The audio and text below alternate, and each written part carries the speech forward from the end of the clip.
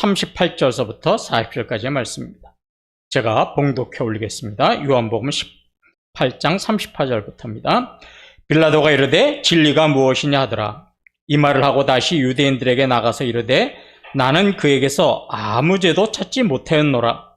6월절이면 내가 너희에게 한 사람을 놓아주는 전례가 있으니 그러면 너희는 내가 유대인의 왕을 너희에게 놓아주기를 원하느냐 하니 그들이 또 소리질러 이르되 이 사람이 아니라 바라바라 하니 바라바는 강도였더라. 본디오 빌라도에게 고난을 받으사 십자가에 못 박혀 죽으시고, 저는 한때 왜 사도신경에 이렇게 기록을 해놨을까 하고 굉장히 좀 의아하고 의문을 가진 적이 있었어요. 여러분, 요한복음 19장 12절 한번 보시겠습니까? 이러함으로 빌라도가 예수를 놓으려고 힘썼으나 유대인들이 소리질러 이르되 이 사람을 놓으면 가이사의 충신이 아니니이다. 무릇 자기를 왕이라 하는 자는 가이사를 반역하는 것이니이다. 예, 여기 빨간 글씨를 좀 보세요. 빌라도가 예수님을 놓아주려고 힘을 썼다고 그러잖아요. 그러니까 제가 생각한 빌라도 총독은 예수님을 십자가에 못 박아 죽인 사람이기보다는 어떻게든지 예수님을 놓아주려고 애쓴 사람으로 제가 그렇게 보았어요, 빌라도 총독을. 그런데 왜 성경은 빌라도 총독을 예수님을 십자가에 못 박은 죄인이라고 이렇게 규정하고 있을까? 저는 이게 참 궁금했습니다. 여러분 궁금하지 않으셨어요? 저만 믿음이 없어가지고 저는 참 이게 궁금했어요. 그럼 목사님한테도 좀 물어보기로 했어요. 그런데요, 이런 궁금증은 저만 갖고 있었던 건 아닌 것 같아요. 여러분, 캐톨릭에서는요, 이 신앙 고백을 어떻게 이야기하냐면, 잘 들어보세요. 우리는 빌라도에게 고난을 받으사 십자가에 못 박아 죽으시고인데, 캐톨릭은 어떻게 되어 있냐면 빌라도 통치하에라는 말이 들어가요. 그러니까 빌라도가 통치할 때 고난을 당한 거지 빌라도가 뭐 한 것은 아니다, 이렇게 굉장히 완곡한 표현을 써요. 그런데 기독교는 유독 빌라도 총독을 예수님을 십자가에 못 박은 결정적인 죄인이라고 이야기를 하고 있습니다. 저는 사실 저 사도신경을 좀 고치고 싶었어요. 어떻게 하냐면 본디오 빌라도에게 고난을 받아서가 아니라 사실은 본디오 빌라도보다 더 결정적인 죄인은 누구예요? 유대 종교 지도자들이잖아요. 그러니까 유대 종교 지도자들에게 고난을 받아서 십자가에 못 박혀 죽으시고 그러면 저는 이해가 충분히 될 것 같아요. 그래, 맞아. 그랬을 것 같은데 왜 빌라도 총독이라고 이렇게 못을 박았을까? 그러다가 나중에 철이 들고 나서 알게 됐습니다. 신앙의 철이 들고 나서. 여러분, 오늘 본문이 왜 그렇게 빌라도를 성경은 규정하고 있는가? 오늘 그 이유를 잘 보여주고 있어요. 예수님이 이제 빌라도 총독에게 재판을 받고 있습니다. 그런데 예수님보다 먼저 재판을 받은 사람이 한 사람 있었죠. 누구냐면 바라바입니다. 바라바. 앞으로 읽어도 뒤로 읽어도 잊어버릴 일이 없어요. 바라바예요. 근데 이 바라바가 어떤 사람이냐? 마가복음 15장 7절 한번 보십시오. 밀란을 꾸미고 그 밀란 중에 살인하고 체포된 자 중에 바라바라 하는 자가 있는지라. 예. 밀란이라는 것은 이제 반란입니다. 반란, 반역. 근데요, 우리가 생각하는 바라바가 꾸민 밀란, 반란은 로마 정부를 상대로 반란을 일으킨 건 아니에요. 생각해 보십시오. 바라바가 로마 정부를 상대로 반란을 일으켰다면 빌라도 총독이 바라바를 놔줄 일이 없는 거죠. 그렇죠? 예수님과 이 바라바 둘 중에 누구를 놔줄 거냐? 이렇게 할 인격이 안 되는 거예요. 그냥 그 자리에서 죽여버려야 되는 거예요. 그럼 바라바는 누구에게 반란을 일으켰느냐?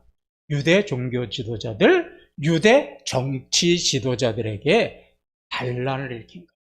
그러니까 자기의 세력을 규합해가지고 유대인의 정치 지도자, 종교 지도자들에게 반란을 꾸민 겁니다.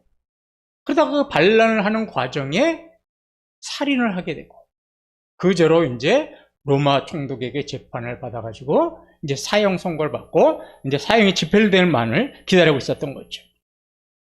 자, 빌라도 총독은 예수님을 신문한 결과 죄가 없다라는 것을 알았습니다. 마가복음 15장 10절을 보십시오. 이는 그가 대제사장들이 시기로 예수를 넘겨준 줄 알미러라. 예, 예수님이 죄가 있어서 잡혀온 것이 아니라 유대 종교 지도자들의 모함 때문에 억울하게 잡혀온 것이라는 것을 알았습니다. 그러면 재판장이, 공의로 재판해야 될 재판장이 범인이 죄가 없다면 그냥 죄가 없다고 판결하면 되는 겁니다. 그런데 빌라도 총독은 그렇게 판결하지 않았어요. 굉장히 판결을 내리는데 많이 망설였습니다. 왜 그럼 빌라도 총독은 예수님이 죄가 없다고 판결하는데 왜 이렇게 많이 망설였을까요? 유대 종교 지도자들을 의식해서 그래요. 내가 로마 이 통치하에 있는 이 이스라엘이라고 하는 식민지를 내가 다스리려고 하는데 저들이 나를 반대하고 저들이 나한테 협조 안 하면 어떻게 되지? 이런 생각을 하다 보니까 예수님을 죄가 없다고 놓아주지 못한 겁니다. 그게 이제 딜레마에 빠졌어요. 빌라도 총독이. 예수님을 놓아주자니? 아니, 예수님을 처벌하자니? 죄가 없고. 또, 예수님을 놓아주자니?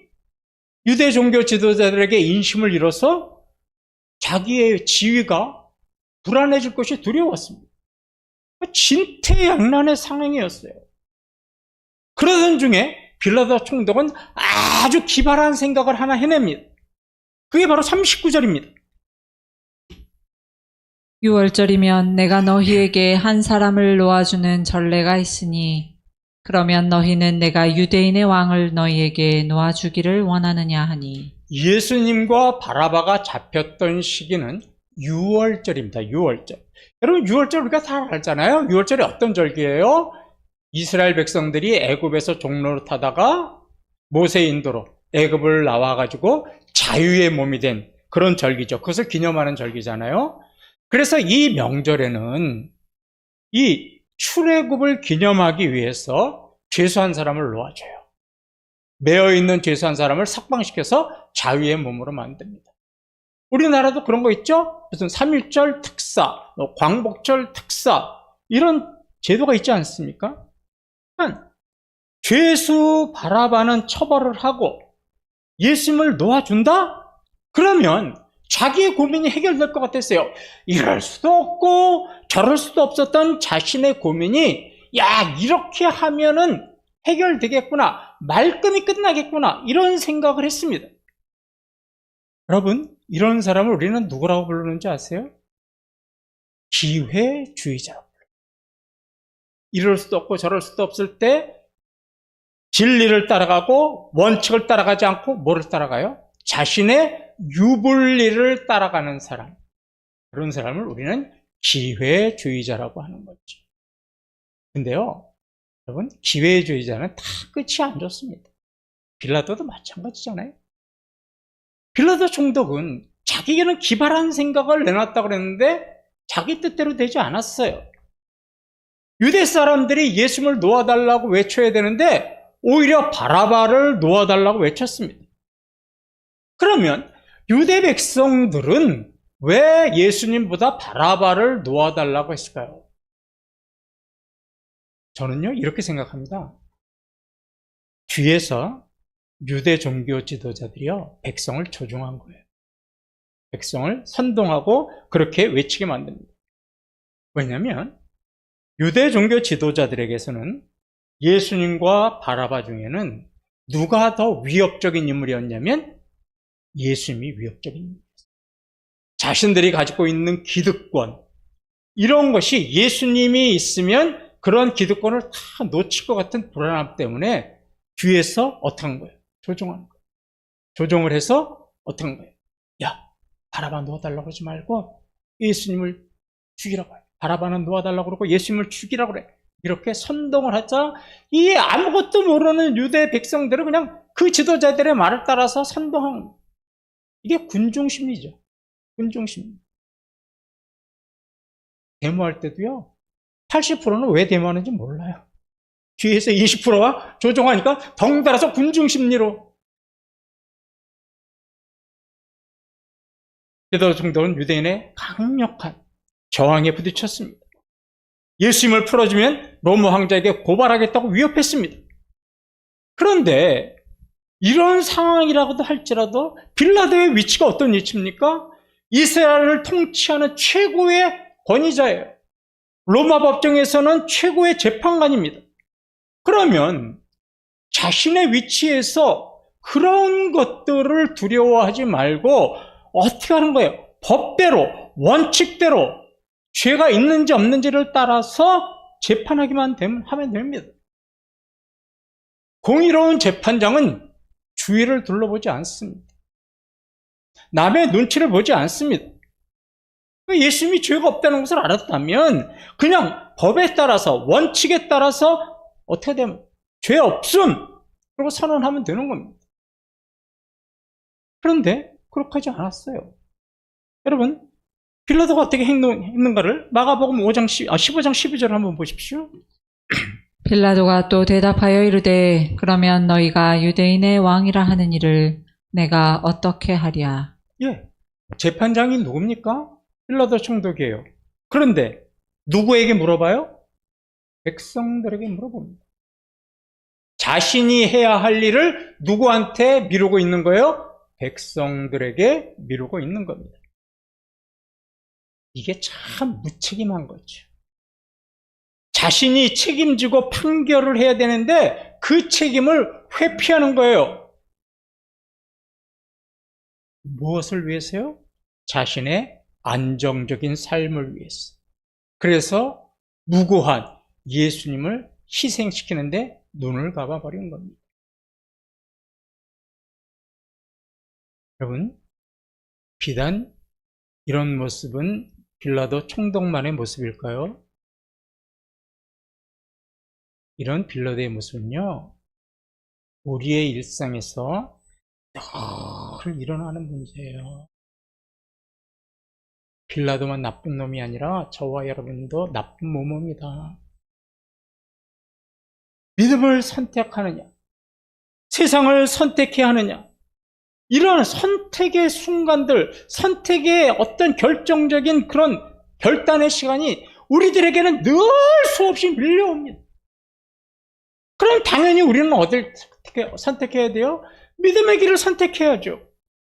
그런데 믿음의 길을 선택하려고 하는 순간 눈앞에 아른거려요. 뭐가요? 내가 이 길을 선택하는 동안 내가 현실적으로 얼마나 많은 어려움이 있을까? 내가 믿음으로 살려고 하고 세상을 등진다면 나에게 어떤 현실적인 고민과 고통이 따를까? 세상 사람들이 나를 어떻게 볼까? 이런 것들이 눈앞에 아른거려가지고요, 우리는 쉽사리 믿음의 길을 선택하지 못합니다. 계속 망설이는 거예요. 믿음의 길을 선택하는 것을 주저합니다.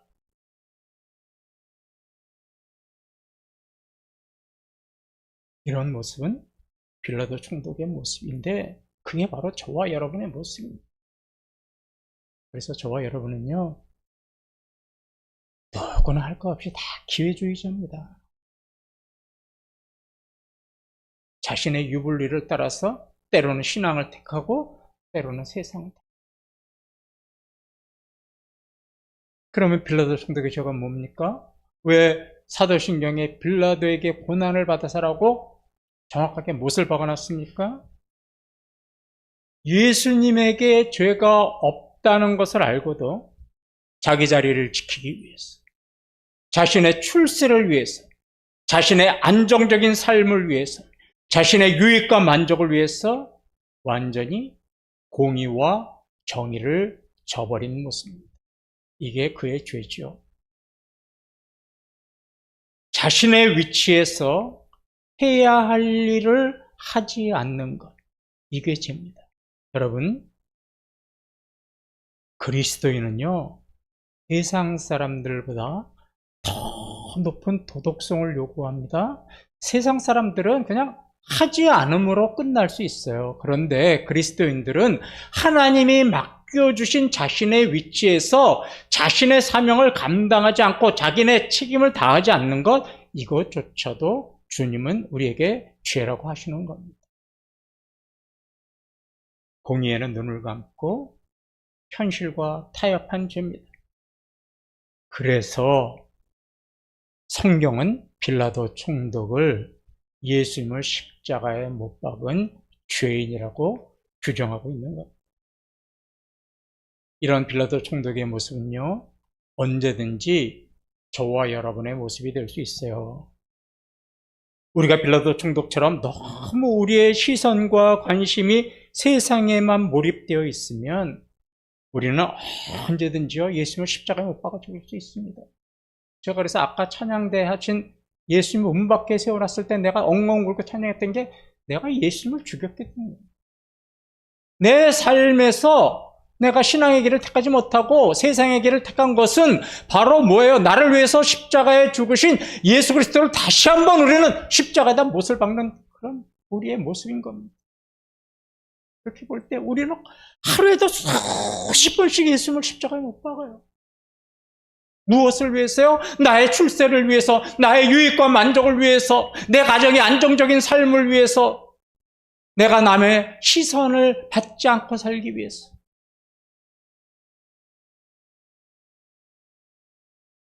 내가 살려고 우리는 늘 예수님을 죽입니다.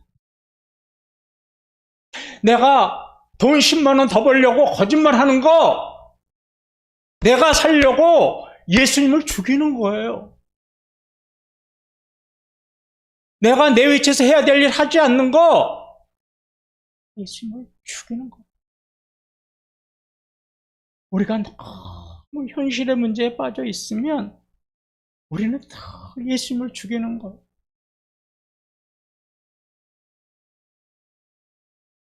우리는 저와 여러분 안에 있는 이런 빌라도의 모습, 이거를 빨리 몰아내야 돼요. 믿음과 현실 속에서 우리는 늘 고민해요. 그럴 때 우리가 세상의 기회주의자 같은 모습을 따라서 살아서는 안 되고, 그때 우리는 성령님의 음성에 귀를 기울여야 합니다. 주님, 어떻게 해야 할까요? 성령님이라면 어떻게 결정하시겠습니까? 늘 묻고 또 물어야 돼요.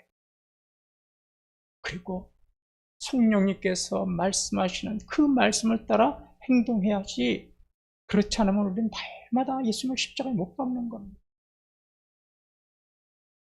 성령님께 물어보세요.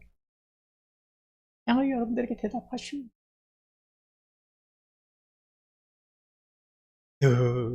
현실과 타협하라고 유혹하는 그 마귀의 세력을 우리는 이겨내야 되는 겁니다.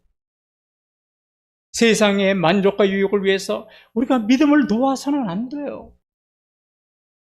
그런 모습을 빨리 몰아내야 돼요. 빌라도 총독이 예수님을 놓아주려고 했던 그 모습, 그것을 외형적으로 볼 때는 예수님을 살리려고 노력한 모습처럼 보여요. 저는 여기에만 집중이 됐던 겁니다, 과거에.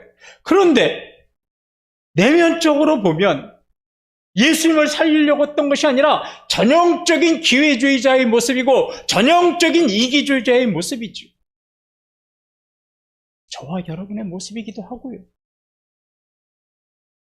공의와 정의를 버린 모습, 자신의 책임을 회피하고 남한테 넘겨버리는 모습,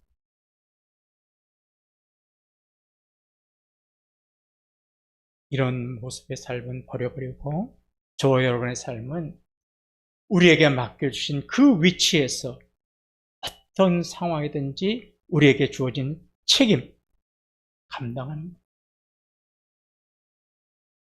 기회를 보면서 책임을 남에게 넘기지 마십시오. 자신의 유익과 만족을 위해서 불의와 타협하지도 마십시오. 불의 앞에서 침묵하고 방관하지 말고 주님이 말씀하신 대로 공의와 정의와 사랑으로 행동하십시오. 그래서 그리스도인들이 쓰지 말아야 될 두 단어가 있습니다. 어쩔 수 없는 상황이었다고 말하지 마십시오. 내 능력으로는 불가항력이었다는 말도 변명도 하지 마십시오.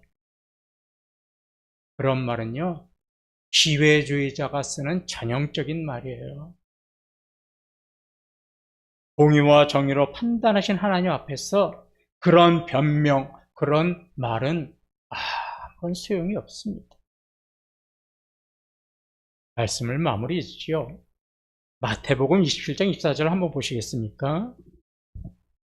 빌라도가 아무 성과도 없이 도리어 밀란이 나려는 것을 보고 물을 가져다가 무리 앞에서 손을 씻으며 이르되 이 사람의 피에 대하여 나는 무죄하니 너희가 당하라.